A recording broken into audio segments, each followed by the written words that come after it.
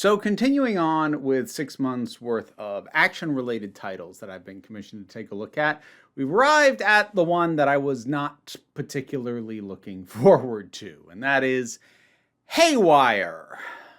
I missed this one when it came out. Stars Gina Carano, a person who I have fundamental issues with in terms of her political positions and beliefs. I don't think I should have to get into the specifics on that. What I will say is I will try to the best of my abilities to not hold that, which wouldn't become evident until years later after this anyways. I will try very hard not to hold that against this film because, like, let's be honest, terrible people can still be good actors. Kevin Spacey's a good actor. Jonathan Majors is a good actor. James Wood is a good actor. Like, they can still give good performances. So being a person who I do not think very highly of does not mean that this can't still be good. It's not particularly good, though.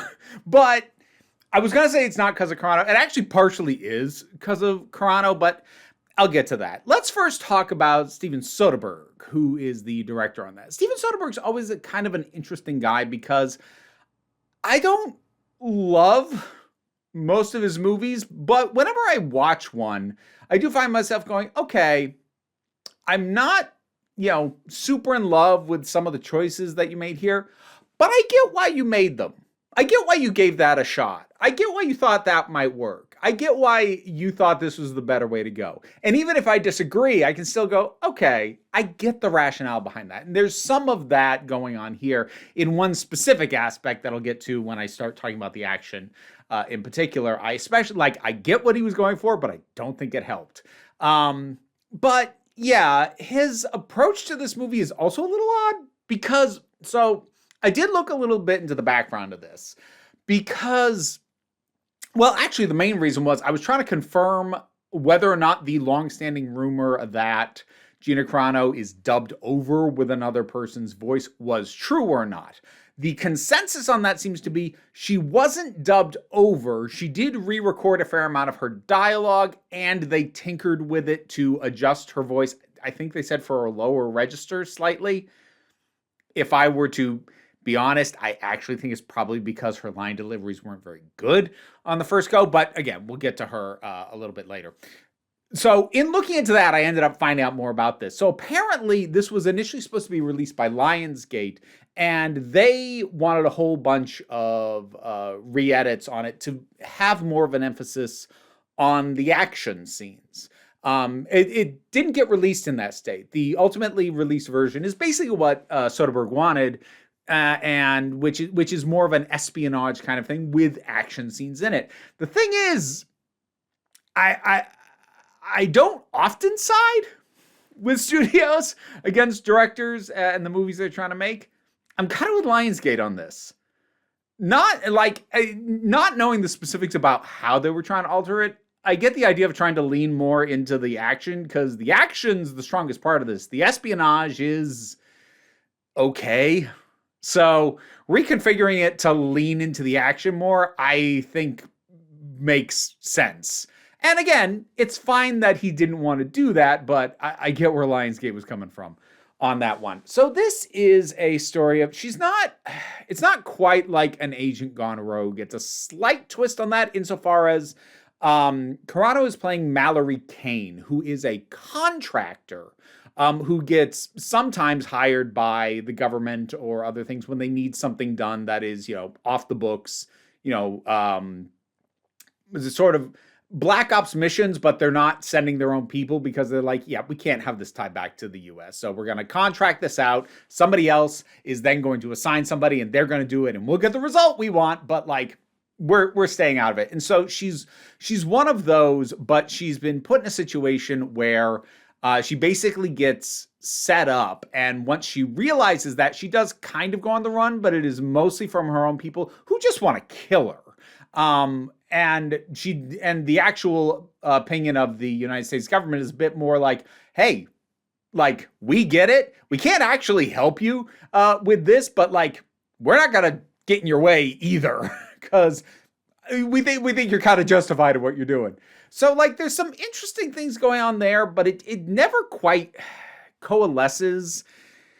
And unfortunately, part of the reason for that is Carano. So again, I don't want this to be about her politics, but I do think it was a mistake at this point in her career to give her the lead role. This was not her first acting gig, but this was her first theatrically released film, and she's not ready for prime time. That's not to say she's bad in all aspects. She sells the action scenes incredibly well. She is a very credible action performer.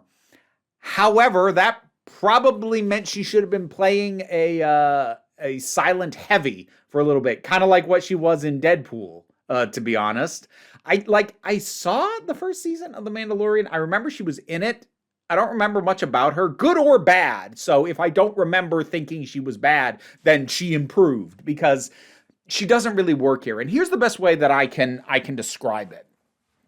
There is nothing going on behind the eyes. And I don't mean like, oh, she's stupid. I mean like, part of acting isn't just like saying the lines.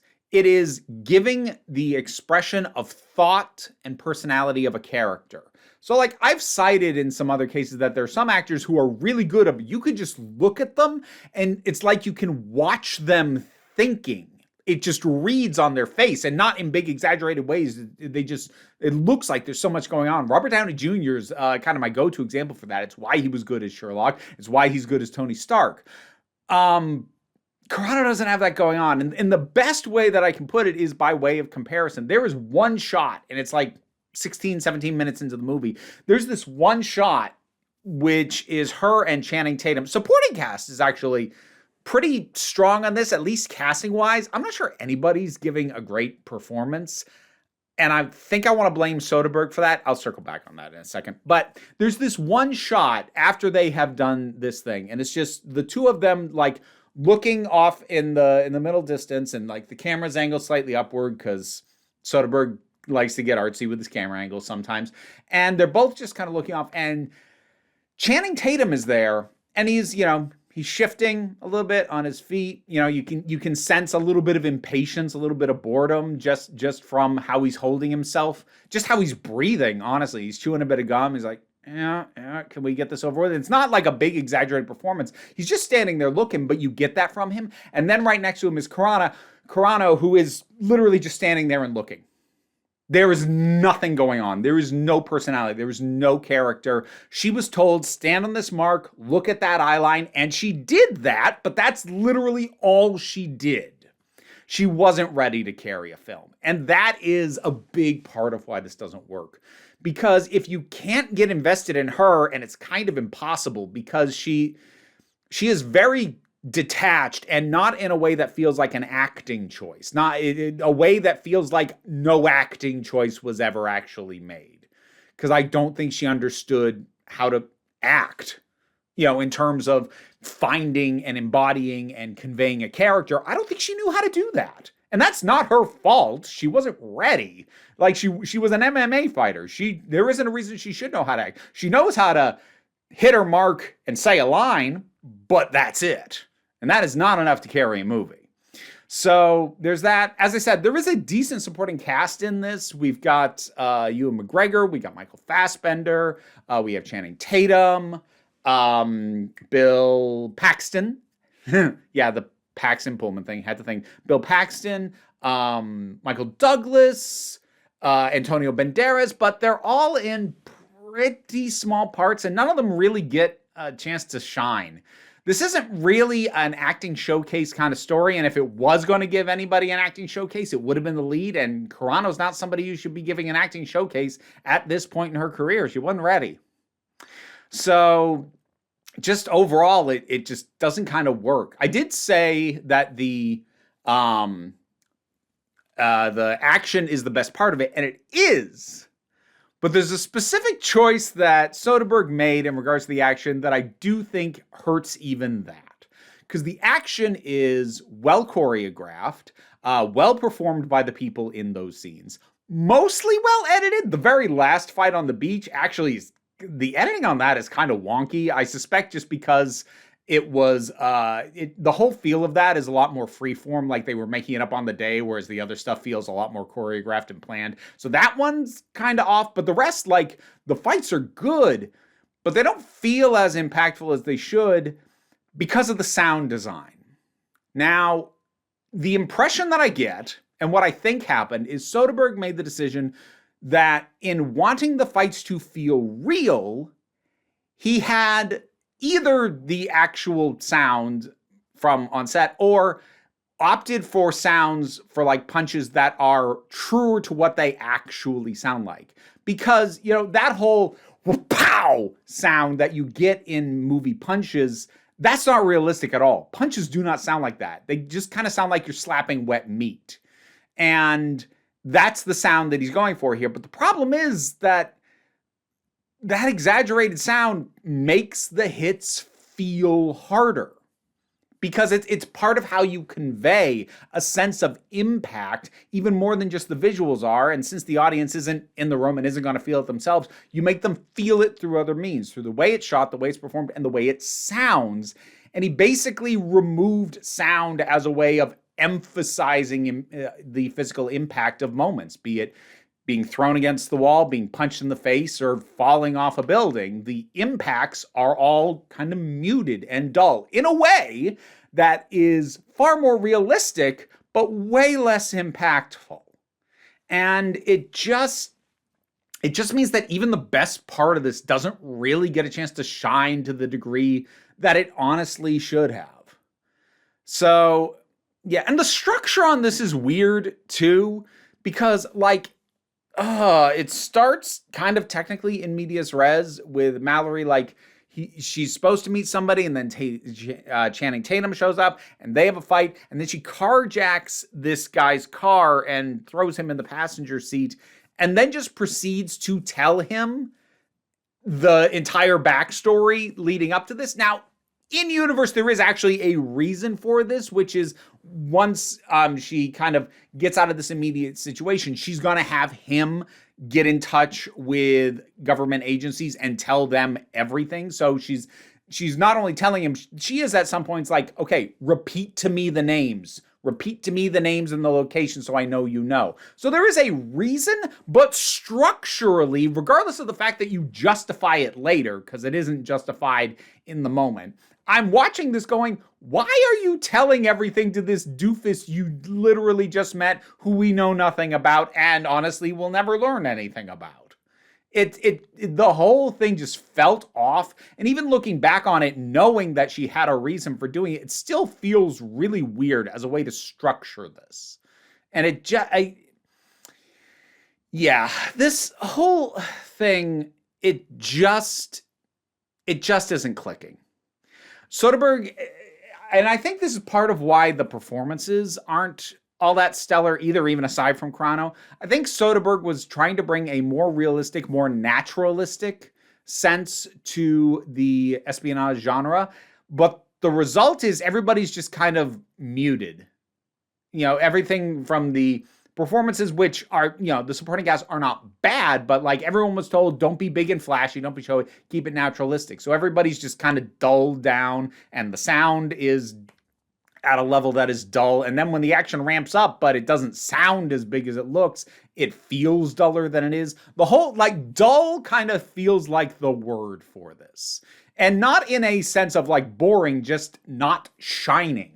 There are things that could shine about this, but they don't. The whole thing is just dulled. Yeah. Didn't like this, really. Again, it's not terrible. It wasn't painful. It just never really got good. Haywire. Anybody see this? You remember it at all? What'd you think about it? Whatever your thoughts are, drop something down in the comments. Let's talk about this. Patreon is how I was commissioned to review this, and you can support me at any tier of support. Even the lowest tier gets you things like ad-free main channel videos, the ability to see my docket at the start of each month, vote in polls when I hold those for things like which classic Doctor Who story I'll review on some months, things like that. Every little bit helps. I greatly appreciate it. Don't worry too much about it, though. Like, share, subscribe also helps, but, you know, don't sweat it. We take a relaxed attitude around here, so just come on back next time you need a break. And now to thank my highest supporting patrons: Robin Moore, Jared Boyce, Zubin Lafula, Auntie Kate 808, Mira G, Angry Casperol, Dave Hall, Oliver B, Mystic Shadow, Sean Miller, Welsh Wrestling Geeks, Melissa Pedersen, Becky Sparks, Ulrich, Twilord, Tracy Scrabbit, Pau Barabajoggle, Sir Didymus is my favorite, and to thank some folks from the lower tiers: Cyborg Ex Machina, Alex, and Lightning Spirit. You know, I've been saying Angry Casperol for ages, and I almost said Angie Casperol. You are distracting, the whole lot of you.